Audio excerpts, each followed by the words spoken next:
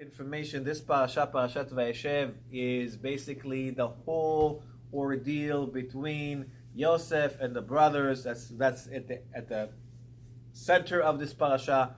And there's other things going on. We won't be able to cover everything. There's so many questions that went down in that whole ordeal. Why did it happen the way it happened? We'll try to answer as many questions or many concerns that people have as much as possible given the time we have. But before we do that, because Hannukah is coming upon us, Baruch Hashem, on Monday. So when we call the Chag HaOrot, we don't mean those lights that the Goyim have with all these Christmas trees or whatever. We mean real Or, a real light, which is the light of the Menorah, which is Oro Shel Olam. There's a light of the world. It's called Chag HaOrot because we light the world with this Menorah. And what does this Menorah symbolize? It symbolizes the overpowering of light versus darkness. So we all know that darkness can be very confusing, very daunting, very taxing, challenging, etc. And sometimes people look at this world and say this world is crazy, and they look only at the bad parts. But notice this: if we darken this place completely, right? We close all the lights, put all the shades down, everything is down. It's going to be completely dark. Like we're going to cover every little people. But what happens is, if one of us is going to light a small match, the entire room is going to start lighting up. Just one little light. And that's why when Hashem says, Vaitem or lagoyim, we are the smallest of the nations, right? Hashem promised us that. You are the littlest of all the nations. I mean, think about it. The Jews have never been more than 30 million people, ever, at their peak. And nowadays, depending how you count, who's a Jew, who's not a Jew, there's all sorts of mixed type of people. But by cautious estimates, it's anywhere between 12 to 15 million Jews, give or take. Out of how many people in the world? About 8.5 billion. So what is that? It's not even, a 0.1% or something along those lines. But still, the Jews are so much in the news all the time. The Jews win Nobel Prizes. The Jews do this. The Jews run Hollywood. The Jews run America. How can the Jews do all of this? There's only 12 million of them. And half of them are poor, by the way. They're not even living here. So how does it work? Well, that's the conception. They do sometimes surveys. They ask Goyim, people don't know Jews, how many Jews you think in the world? Some people say 200 million, 300 million, 500 million. They have no idea. They think we're so many because we're talked about so much. And that's the promise Hashem said, that we will be light to the nations. And the way we bring the light is the ultimate light, is the light of the menorah. And that menorah is also something that Aaron HaKohen did. It started from Aaron HaKohen. It's an integral part of the temple. It's one of the symbols of Am Yisrael, is you have the menorah. Okay? That Kohen Gadol would light the menorah every day, including on Shabbat. How can you do that? It's an avera. You can light that particular light can be lit at the temple, by the way, which is the holies of holies, right? He lights the menorah every single day. So that's the light that we have, that we're supposed to bring that light to the nations, and we have done so. The Jewish people brought a lot of concepts that were foreign to the world before we came. The concept of rest, of Shabbat. They used to work 7 days a week. Every week. They're only 7 days. They were still only 7 days in the week back then. So 7 days a week, they were working and working and working. When the Jews brought the concept of Shabbat, the Goyim laughed at us. They said, you're lazy. You don't want to work the fields. You won't have crop. And nowadays, guess what? People not only not work 7 days, don't work even 6 days, not even 5 days. Right? So they took our concept. Who brought the morals to the world? Thou shalt not kill, thou shalt not steal, thou shalt not covet your friend's wife, etc., etc. We brought all of these things to the world. We brought morals to the world. And so therefore a lot of groups of people don't like the Jews because of that, because they are the chosen people. And when you are chosen by God, you almost like have a target on your back. You don't do anything. We see what we're doing. We're right here right now. But it's likely that we can walk out the street right now and some anti-Semite or somebody who hates Jews who's a bigot is going to call us something that for no real reason. We're here, we're peaceful, we're learning the Torah. So our goal is to be the light to the nations. I thought Eliran was here. He's not here. Okay. Oh, yeah. So this is the concept. Now, let's understand a little bit deeper. We already know the story of what happened. Yeah, right? Everybody knows what happened.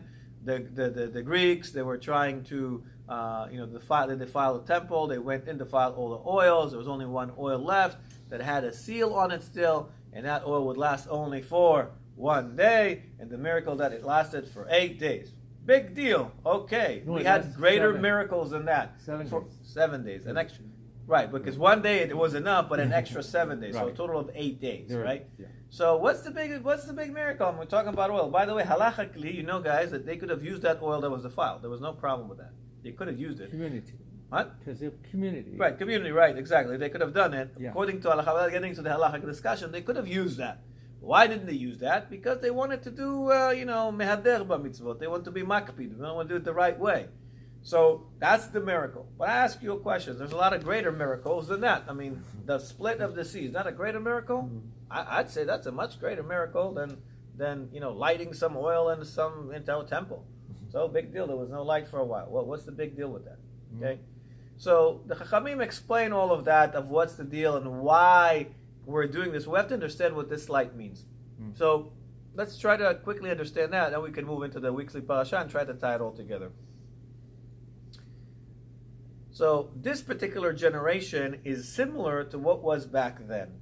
This generation is difficult on the concept of emunah. Why? Because you're confused. There's all sorts of things going along in life, people's life. You have all these people talking about money and cars, and people are talking about enjoy your life. It's all about you. And you have an iPhone and Instagram and internet, and everything starts with an I, and the IRS. Oh, they're not related, but you've got all these things start with an I. It's all about you, me, and I got to fulfill myself. And you should think that everybody should be super happy at this day and age. And guess what? Depression is at a all-time high. Millions, tens of millions of Americans are using antidepressants. People don't find themselves. All of the communication, they are still very, very lonely because it's not real communication. Everybody posts stuff on the internet of only their fun times. Nobody shares about their difficulties. So it seems when you look at other people's Facebook and Instagram that they're doing what? Having fun all the time. All the time. Now, if you have 20, 30, 40, 50, 100 people you know, 200 people you know, you're bound to get once a day an image that is going to make you think about yourself. I'm not doing well enough, or something along those lines. That creates that confusion and that frustration. And that also was what happened back then. The Goyim, we were in their way.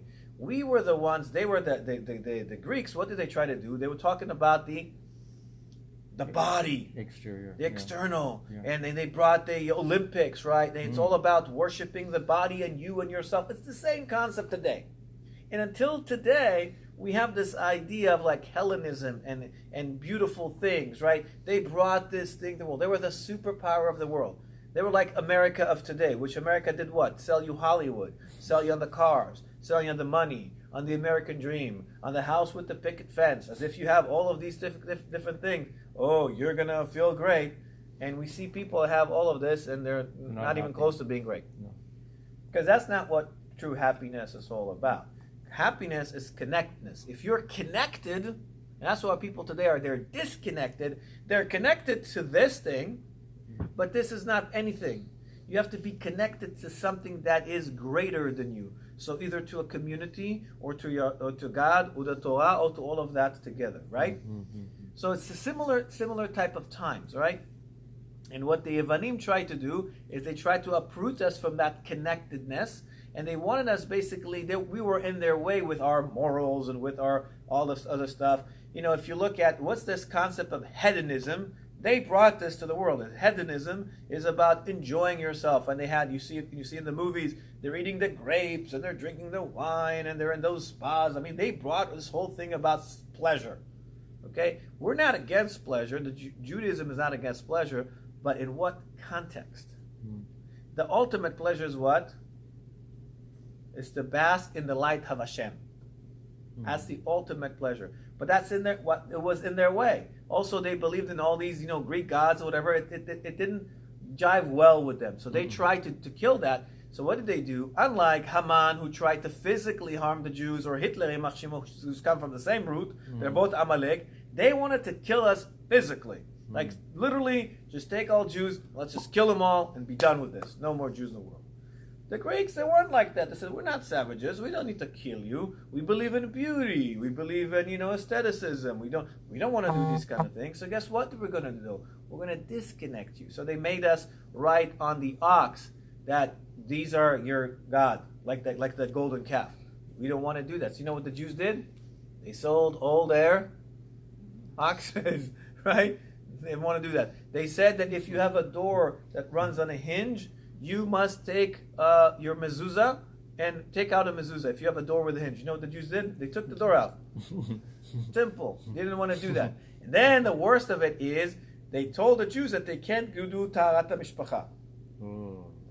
That one, the Jews couldn't do that. And not only that, every Jewish girl who gets married has to be, there's another word to say that, but pretty much raped by the hegmon, by the leader of that, the district or whoever it was. And so how can you accept this woman? The Torah talks about what happens if a woman, that's something happened to them. And they wanted to basically destroy Jewish family, Jewish life. Because what is a lot of Judaism is about? It's about community. They wanted to kill that. Yeah. That's it.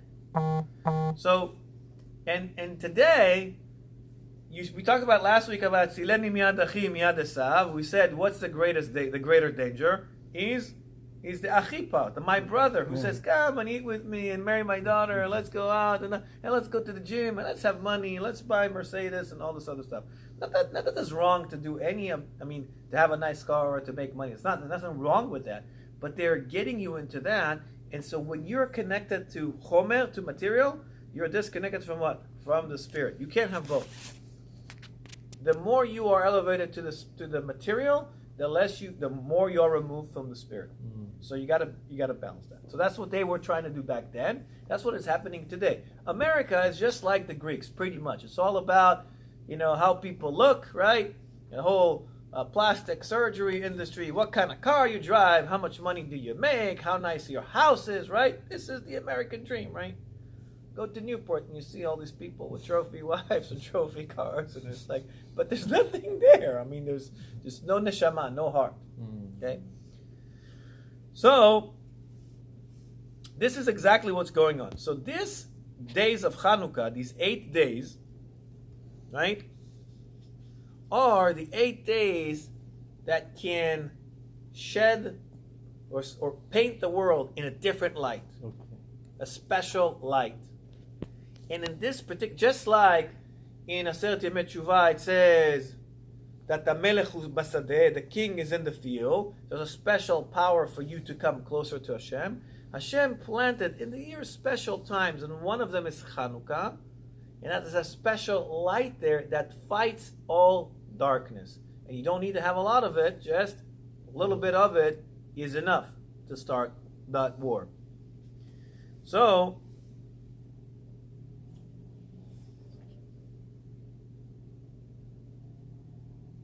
and the question is that you ask also is, why 8 days exactly? Why not 9, not 7, not 6, not 5, not 4? What's the big deal? So what if it lasted 4 days and they got by then another oil, pan or whatever it is that they were doing, a bottle, whatever it was, right? Yeah. What's the big deal with that? So we'll understand something. That when you are doing an averah, what is averah? Is mixing good with bad. That's what Adam HaRishon did. So until today, we always have that. We're doing a mitzvah. Sometimes we paint an averah with the mitzvah. What I'm talking about here is not Lashon Hara. I'm just telling him about, it's not Lashon Hara. But nobody really studies the Lachot Lashon Hara, which are very detailed and whatever. Or a person does, does something like say tzedakah, but he really doesn't do it for the sake of helping the poor person, but the sake of his own personal glory. Look at me, I'm a rich guy, I gave this money. Either way, it's good to give money, but if you do it with the right intention, it's a lot better. So there's the mixture of that, of Torah. And when we do that, the mitzvah is not complete, like we said earlier, right? Before the class we recorded it. The mitzvah is not complete. And then there are these sparks, we call them nitzotzot. There are these sparks that spill all over the place. Think about if you had, what do you call those? That glitter that they put on those cards. If you shake it, it starts spreading out. How difficult is it to clean that? Very. Oh, it's like if you don't have a vacuum, even with a vacuum, it's really difficult. It's everywhere. There's small speckles of it, and it sticks to your clothes and whatever. So when we do these type of mitzvot that are mixed with averot, and it happens to us because we're not complete righteous people, those sparkles spread everywhere. And our goal in life is to what? Is to get those sparks back. La sofet hanitzotzot. And when the world shattered, when Adam Rishon did, and Chava, they did that first sin, it says that everything broke into many, many pieces, right? So there was, Adam Rishon had all the souls, right? Combined in him, and then everything split into many, many pieces. And that's why you'll see sometimes there are Jews in remote parts of the world, and why are they there? They're picking up those sparks. And until we not pick up all the different sparks, the true Geulah cannot come.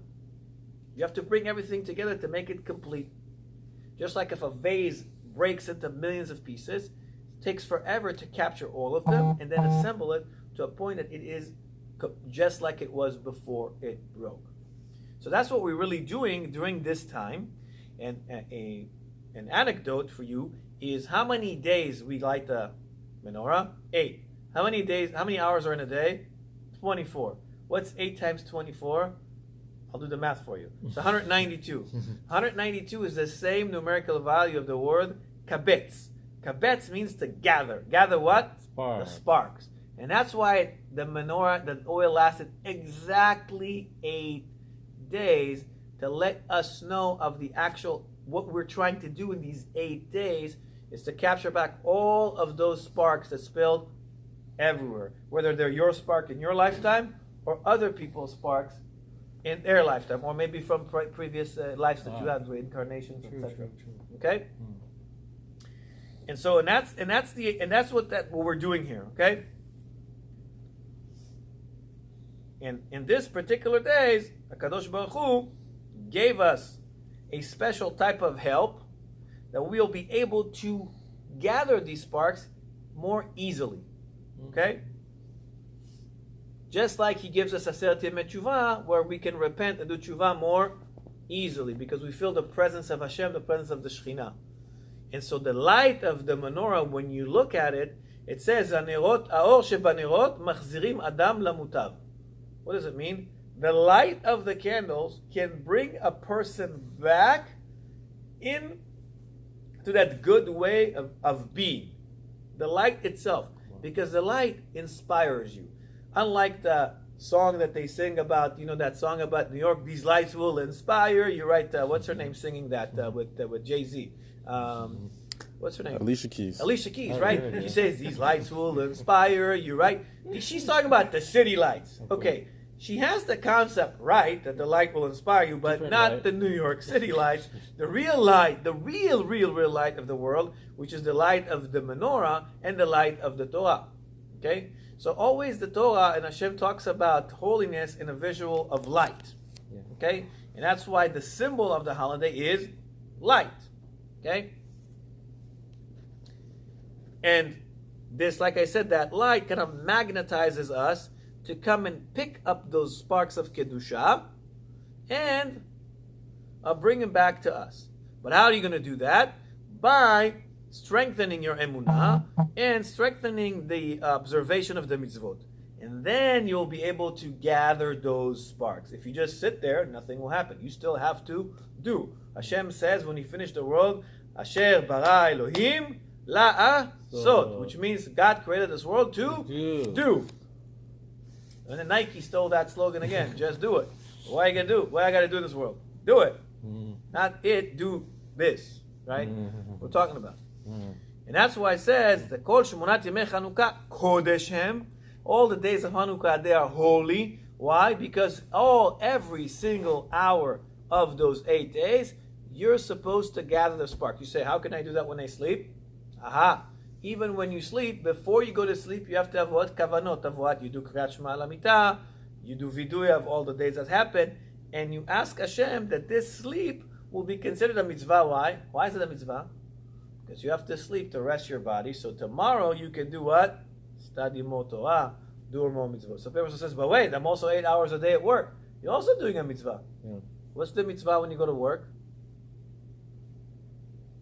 when you're married, you have to provide for your family. That's your goal. I know that in this day and age, men and women both work, but really, according to the Torah, there's no mini'ah that a woman can work. She can work, but really, that's your job. That's your goal. That's your job.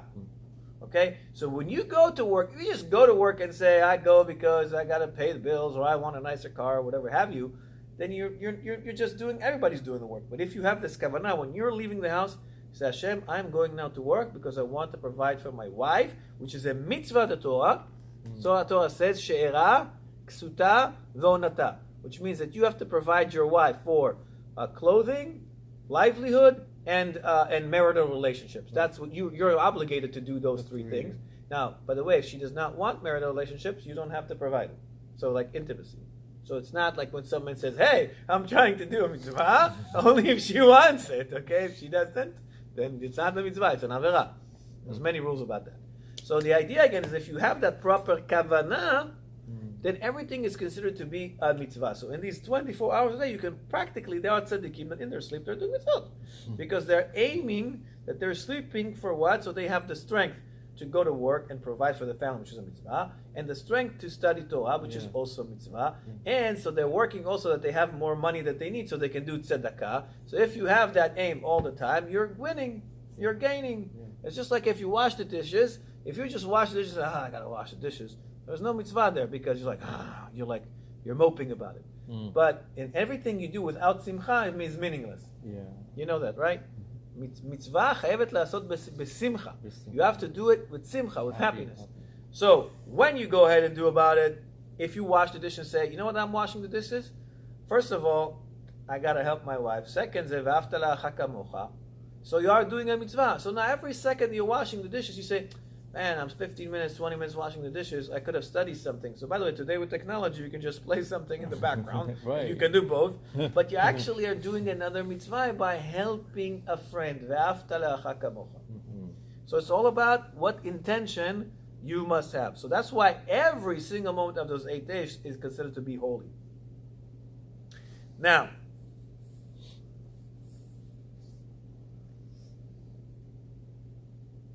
this particular Chag is also hinted in the uniqueness of this oil that we use to light the menorah. What oil should it be? It says Shemen Zait Zach. Pure. So pure olive oil, extra virgin, I don't know, whatever, the highest grade of oil, which is Shemen Zait. Why? Because the flame goes. Because we'll tell a story. Okay. We'll understand this through a story. It says a lot of people, Jews, say they don't believe. They have no faith. Right? And this concept of lighting this menorah, which is talked about, looks at them like, it's nonsense. What are you talking about? Gathering the sparks? What are we talking about? So we're going to tell a short story. That once upon a time, a Chassid came to the Tzemach Tzedek, who is one of the Admorim of Chabad, Hasidut Chabad. And he tells him that he has doubts in Emunah. That he has these doubts creeping on him, and he's thinking about these doubts. The Tzemach Tzedek, the Tzaddik, asked him, "And why do you care if you have doubts? What's the problem?" So the Chassid was stunned by this question, and he says, "I don't understand. I asked you about that because I really care about that. I care about the fact that I have doubts. And when I have doubts, it's a grave condition for me that I have doubts. Like, why do I have doubts? I don't want to have doubts." So the Rabbi answered him. He says, "You see, the fact that you are defining your condition as grave, and the fact that this bothers you so much means that you have what? You actually do have emunah. That's fine, you have emunah. Because if you didn't have emunah, you wouldn't care about those doubts. Okay? So what's your problem? Your problem is that you have a shield or a separator between your emunah to you. There's a separation between you and your emunah. And what is he talking about? He's talking about when you mix things together, when the good and the bad mixes. And that what confuses the person until he does not see his own good, and he can't see that he has powers and abilities to do what the Jew is supposed to do. Yeah. So therefore, the oil symbolizes that.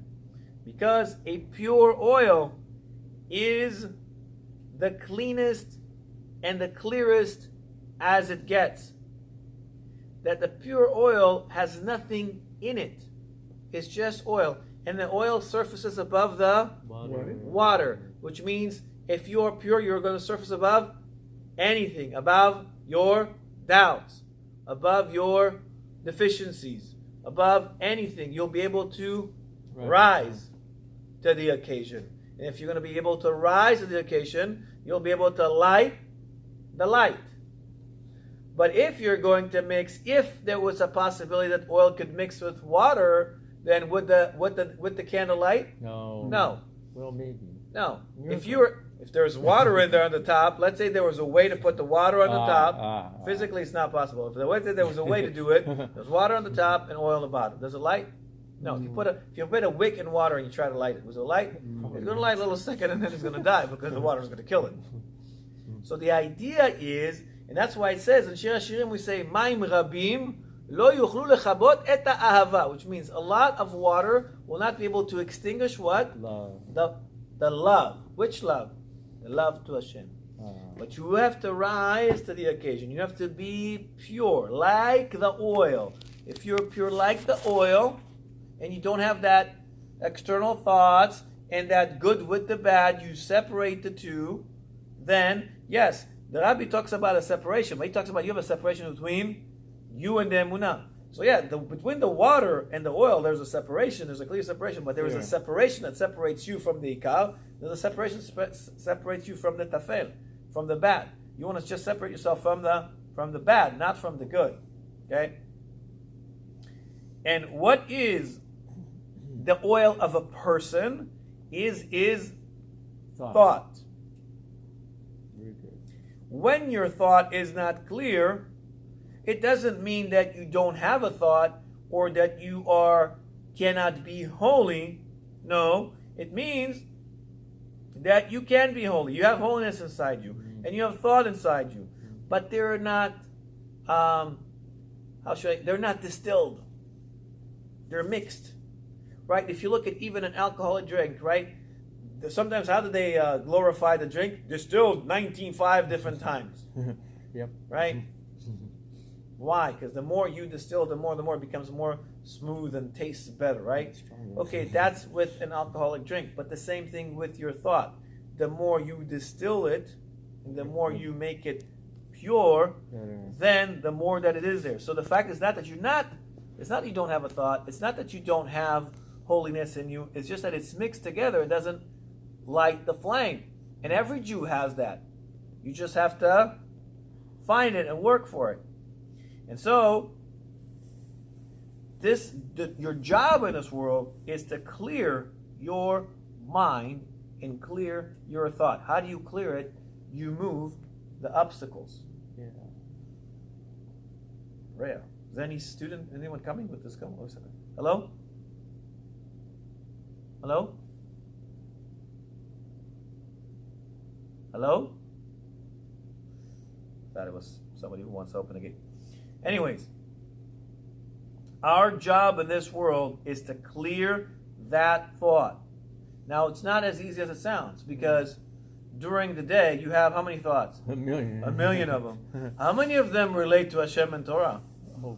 A handful of them, maybe 10%. Maybe 10% would be great. Most of the time, you think about your clients and about your coworkers and about what you're going to eat or what you ate, what you're going to eat, and where you're going to travel, and where you came from travel, and where you're going to wash your car, and what about the laundry, and my wife asked me to go to the store, and many other things. And some of your thoughts are also bad. Like, we don't repeat them, but sometimes people have just terrible thoughts, and they don't like, why am I thinking about this? You have millions of thoughts. But if you have a clear mind, clarity in mind, then these thoughts, they just don't even come to it. So you become more and more clear, more and more pure. So if you have just more and more pure thoughts, you can do what? You can ignite that light, not just in you, but in others as well. Yeah. Because you have a strong light, so now you can light others. Mm-hmm. Okay? Other candles.